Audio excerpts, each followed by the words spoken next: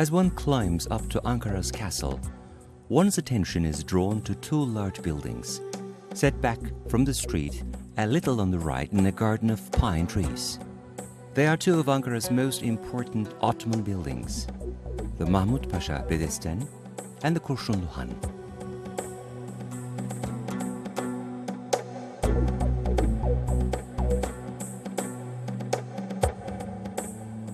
Mahmud Pasha, one of the Grand Viziers of Sultan Mehmed the Conqueror, had the Bedesten constructed between 1464 and 1471. With such a checkered history, who would have believed that one day the Bedesten would house a world-renowned museum, or that the humble little two-room display that was set up in the Akkale Tower in Ankara Castle to please the founder of the Turkish Republic, Mustafa Kemal Atatürk, during the course of the Sakarya campaign in 1921, would grow into a collection of antiquities that would win first prize in the annual awards for European Museum of the Year. And this is not all, for one must not forget the Roman baths, where many other antiquities have been gathered for display, and the famous temple of Augustus. In Ottoman times, the Bedesten was a place where mohair and other wool products were sold. In 1881, a disastrous fire caused the building to be abandoned. The Kurşun Luhan was probably built at about the same time as the Bedesten.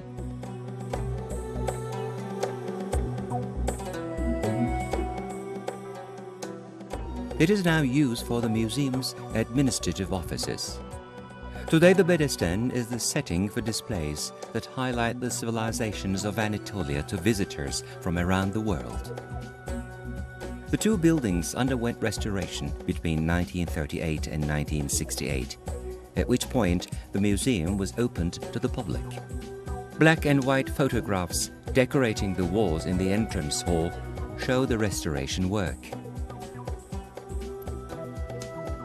Two new sections devoted to the classical period and the archaeology of Ankara were added in 1996. Because of its important geographical position, Anatolia has throughout history been the home of many different civilizations, each superseding the last in a gradual progression of constant decline and revival. That is how the Anatolian Civilizations Museum today serves as a bridge between the past and the future.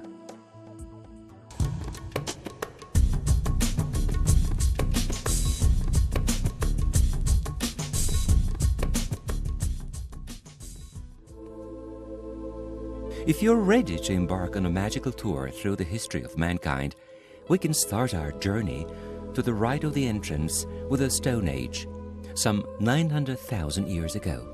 That is, the Paleolithic Age, which covers about 99% of all mankind's existence. During that time, humans lived in caves and rock shelters and were very much at the mercy of nature. They lived off wild fruit and vegetables that they picked and the meat of animals that they hunted. This period is important because it provides evidence for the first appearance of Homo sapiens, the first use of tools, and the signs of social behavior. In Turkey, the most important site with Paleolithic remains is the Karain Cave, 30 kilometers northwest of Antalya.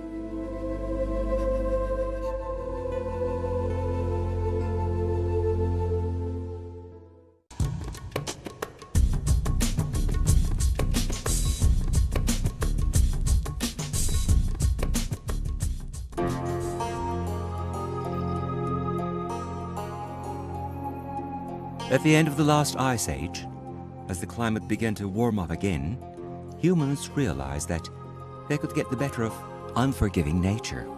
It was time to leave the caves. Approximately 10,000 years ago, at the beginning of the Neolithic Age, inventions came in rapid succession. Flat-roofed houses with mud brick walls and foundations were the first shelters that humans built after leaving the caves. They even took the trouble of drawing pictures of their new settlements on the plaster walls with natural vegetable dyes.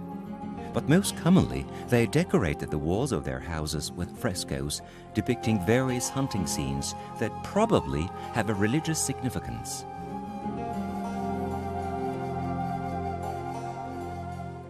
The rise of the mother goddess cult, which continued to represent abundance for thousands of years, made it obligatory for them to devote the most important room in their homes as a place of worship, decorated with ox heads, which are believed to be symbols of manhood and strength. In the Neolithic age, people buried their dead under the benches inside their houses and provided them with grave gifts. With the transition to food production, that is agriculture, they started to fashion sickles out of horn with pieces of obsidian or flint attached to them to provide a cutting edge. They began to make pottery for cooking their food and weave textiles into clothing. They produced for the first time obsidian mirrors, jewelry, and cosmetics for personal adornment. They invented stamp seals to provide ownership of goods. ThroughThe in the northern part of Konya's Chumra district is one of the most important archaeological sites that provide evidence for these new developments.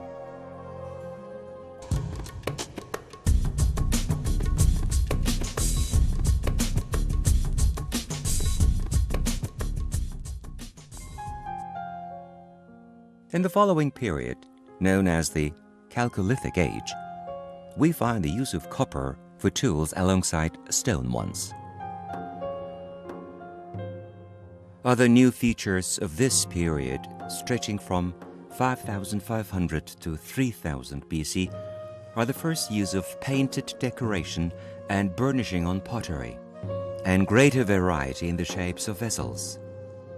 Some of the designs used at that time to decorate pottery can be seen as the origins of the motifs used today on Turkish carpets and kilims that are so much admired throughout the world. Diversification in agriculture and animal husbandry continued during the Chalcolithic age.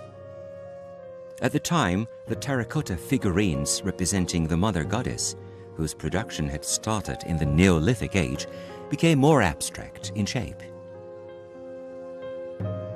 Houses took on the standard architectural form that became traditional in Anatolia, comprising mud brick walls on stone foundations. The houses were entered through a broad courtyard and contained, as well as ordinary living rooms, a place for worship, a well, and workshops for making pottery. The pottery and ornaments that were left in the graves show us the importance that was given to honoring the dead.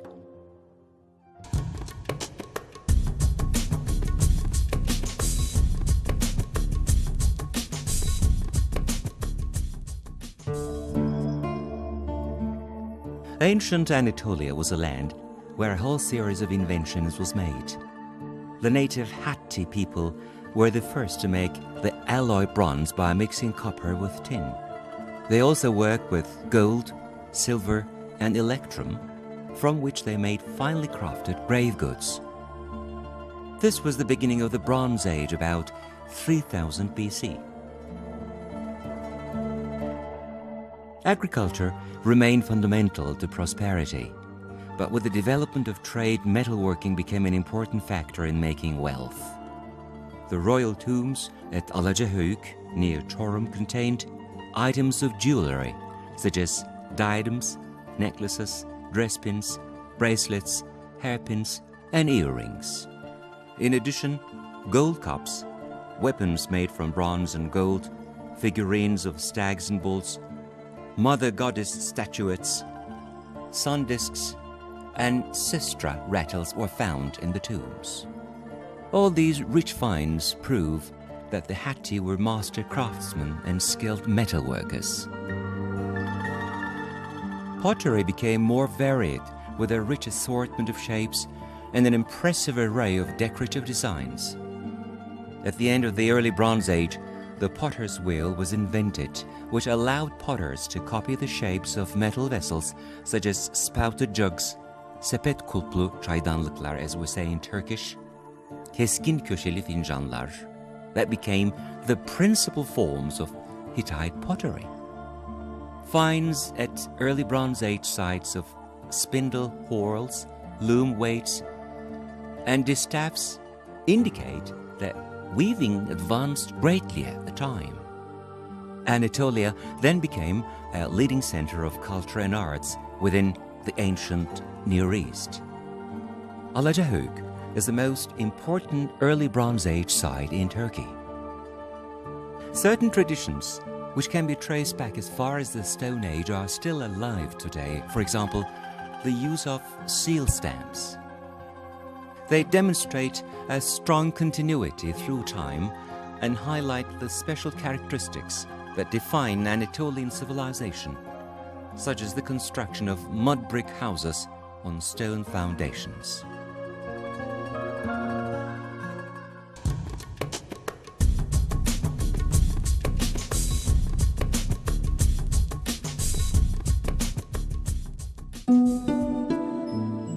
In the Assyrian trading colony period, that is between 1950 and 1750 BC, as a result of trading contacts with Assyrians from Mesopotamia, writing was introduced into Anatolia.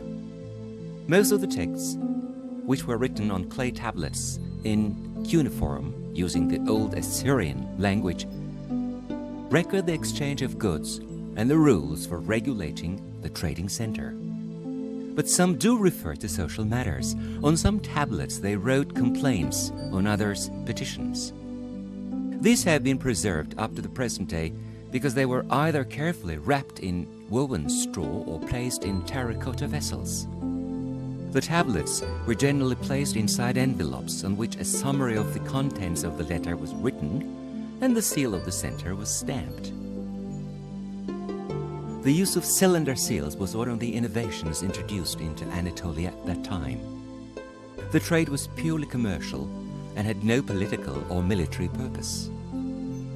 The merchants' shops and the donkey caravans were safeguarded by the local Anatolian chiefs in return for the rents and taxes that they paid. The route followed by the Assyrians with their donkey caravans took them via Diyarbakır, Malatya, Urfa and Maraş, or through the Taurus Mountains via Adana. They traded the goods they brought, tin, woven textiles, dress material, ornaments and perfumes, for gold and silver. Kültepe, known as Kanish-Karum, near Kayseri, was the most important center for this trade, and it cannot be a coincidence that Kayseri today is still a major commercial center. A bronze dagger inscribed with the name of the ruler of Kanish, king of Anita, a figurine of the fertility goddess who was called Kubaba in Hittite, cast seals depicting various gods, and Raita, meaning ceremonial drinking cups, are among the most important finds from the trading colony period. The Mesopotamian influence on Hittite society, combined with the Hittites' own artistic traditions, brought about the creation of early Hittite art.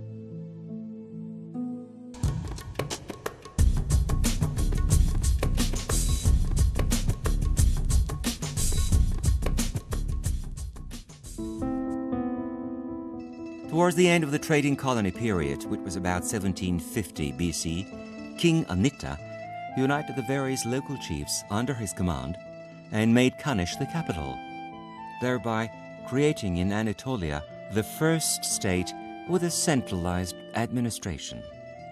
After that, the Hittites entered the pages of history. Soon after, the Assyrian colonists who had been living with the local people, having come to Anatolia for trade, left the capital, was moved to Boğazköy. The Hittites in the 15th century BC established an empire that controlled a large part of the Anatolian plateau. The Hittite Empire lasted until around 1200 BC. Their cities were surrounded by massive fortifications that were pierced at various points by gates protected by stone figures of sphinxes, lion promotes, and reliefs depicting gods. orthostats decorating the city walls belonging to this period are only found at Alacahoug. Among the most important Hittite objects are ceremonial drinking cups, similar to the ones used in the Assyrian trading colony period, relief vases, large bathtub terracotta vessels, spouted jugs, flasks, strainers, and a bronze tablet that records boundary agreements. One relief vase found at Inandık depicts a wedding ceremony. Although the scene could be seen as representing Hittite traditions in daily life, it clearly shows that these were closely connected with the details of religious life. The Hittites were known as the people of 1,000 gods. Bulls, which we know from the Neolithic age, continued to play a role in their religion. For example, the Hittite storm god was accompanied by 2 bulls, known as Huri and Sheri, showing that old Anatolian traditions were successfully passed on from one generation to the next. Today, in front of the United Nations building in New York, there is a copy of the Kanesh Peace Treaty that was signed between the 2 superpowers of the Late Bronze Age, Egypt and the Hittite Empire. This is the earliest written peace treaty known and was found in Boğazköy, the Hittite capital, in the district of Çorum.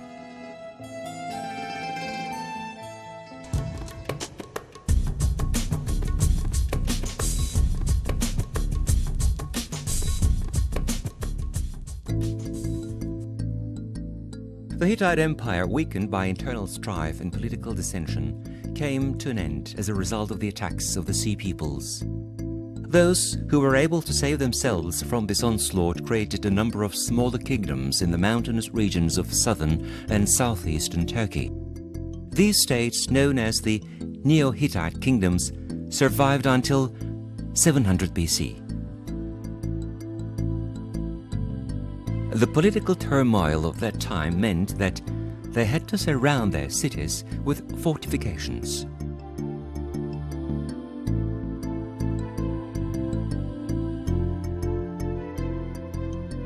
The art of the period is characterized by the relief carvings found on their buildings. The tradition of setting up orthostats continued in this period, but influenced by the local Aramaic style.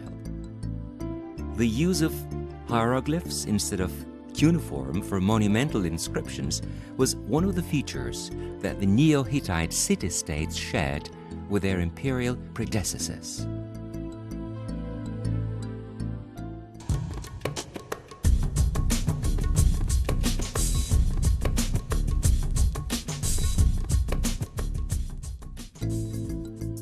The Phrygians came to Anatolia as part of the migration of the Sea Peoples and established their capital in about 1000 BC at Gordion, near Ankara. Gordion is the most famous as the Phrygian capital, although many civilizations lived there during the course of its 4,000-year history. Crafts played an important role in the Phrygian economy.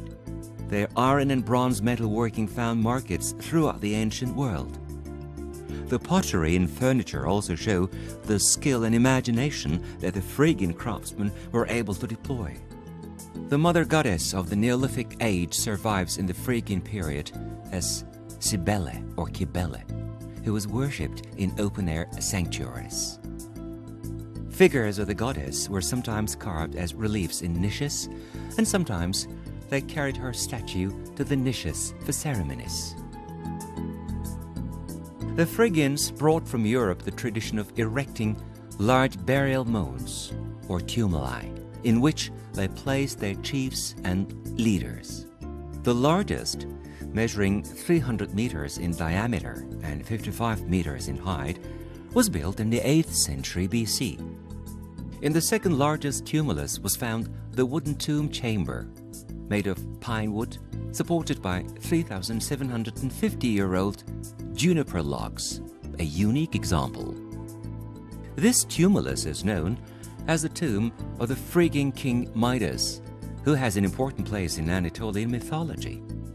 He can be identified with the historical figure Mita, mentioned in the annals of the Assyrian king Sargon II between 718 and 709 BC. But it remains unclear whether Midas committed suicide by drinking bull's blood or by throwing himself off the city walls. Likewise, can we believe that everything he touched turned to gold, or that his ears were turned into those of a donkey because of insults he made to Apollo during their music competition? Or is it true, as fortune tellers say, that Alexander the Great died at the age of only 33 because he didn't untie the knot that Midas had bound up with good wishes, but impatiently cut with his sword? There are no answers to these questions posed by generation after generation about Gordian.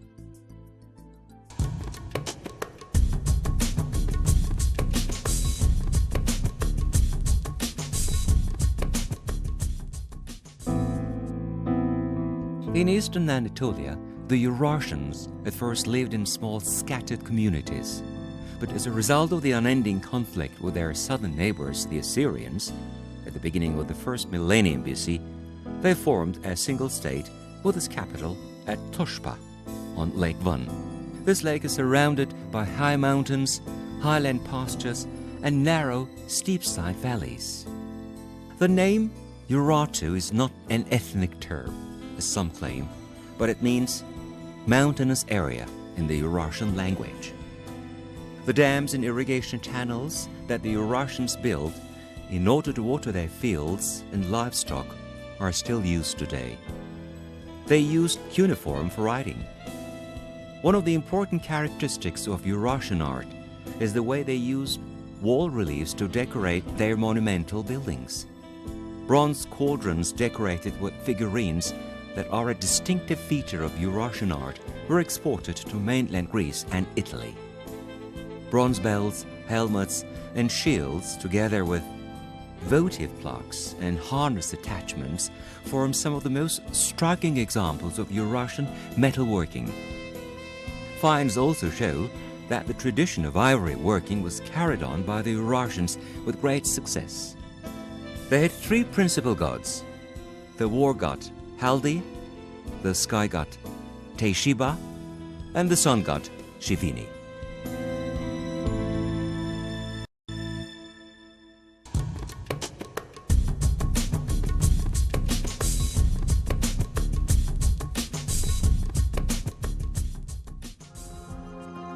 The Lydians sometimes enjoyed good relations with the Hittites and sometimes were at war with them.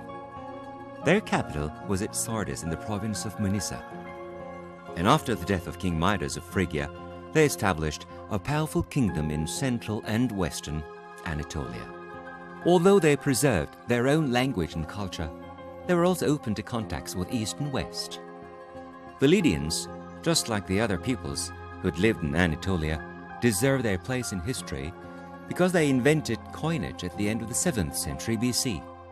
Lydian art takes many forms and uses different techniques. In metalworking, they excelled in making gold and silver vessels, jewelry, and figurines. They painted wall frescoes, and they carved figures of sphinxes out of marble.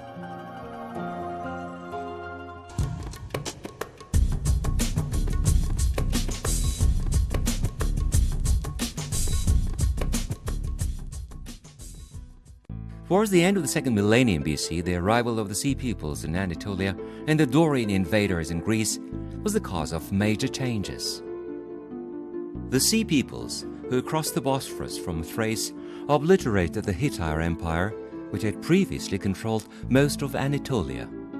The political geography of Anatolia was radically changed by these events. In the first half of the 1st millennium BC, the Lydians occupied western Anatolia, the Neo-Hittites southern Turkey, the Phrygians the central plateau, and the Urartians the mountains of the east. In addition, Greeks fleeing the Doric invasion of mainland Greece sought refuge on the islands of the Aegean and the western coast of Turkey. There, they intermingled with the native populations, and this combination of Western and Eastern artistic styles gave rise to the Ionian civilization that would point the way forward for the rest of world art. Persian hegemony over Ionia and the conquest of Asia by Alexander the Great led to the Hellenistic Age. The last king of the Hellenistic kingdom of Pergamum, Attalus III, bequeathed his realm to Rome, thus bringing in the period of Roman domination. The Roman Empire was divided into two parts in 395 AD, with Constantinople, today's Istanbul, as the capital of the Eastern Roman Empire, which became the Byzantine Empire. The victory over the Byzantines at the Battle of Manzikert in 1071 AD opened the doors of Anatolia to the Seljuk Turks. This eventually led to the foundation of the modern Republic of Turkey, following after the rule of the great Seljuks, the Seljuks of Rome, and the Ottoman Sultans. The War of Independence started in 1919. The Republic was proclaimed in 1923, and so the Republic of Turkey was founded.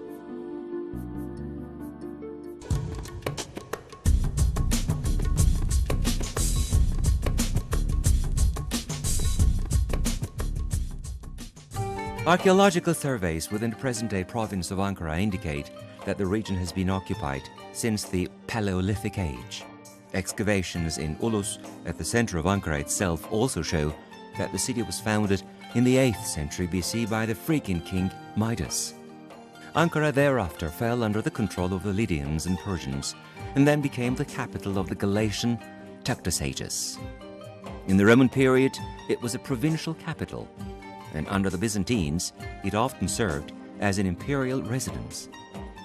Later, it was the capital of the Ottoman province of Anatolia. In the section devoted to Ankara, the exhibits are displayed in chronological order, starting with its natural history and comprising objects found at various sites within the province of Ankara. Ankara was chosen as the most suitable place for the foundation of a new capital for the modern Republic of Turkey because of its central position